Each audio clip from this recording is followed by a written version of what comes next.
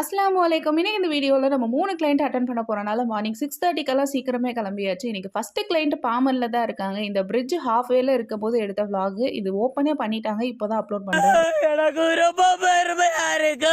கிளையண்டோட பிளேஸ்க்கு போன உடனே மெஹந்தி போட ஸ்டார்ட் பண்ணியாச்சு. அங்க 2-3 பேர் சேர்ந்து அதிரசம் முறுக்கு சுடுறதே ஒரு ஃபங்க்ஷன் மாதிரி நடந்துகிட்டு இருந்துச்சு. நானும் எப்படியாவது ஒன்னாவது சுட்டுருவாங்க வாங்கி சாப்பிட்றலான்னு பார்க்குறேன். அதுக்குள்ள நான் வச்சு முடிச்சே கிளம்பிட்டேன். அடுத்த தடவை நான் வரும்போது எனக்கு ஒன்னாவது குடுங்கய்யா, எனக்கு அது ரொம்ப பிடிக்கும். சோத்துக்கு எங்க வேணாலும் போயிருவேன். வெக்கமா இல்ல? இல்ல.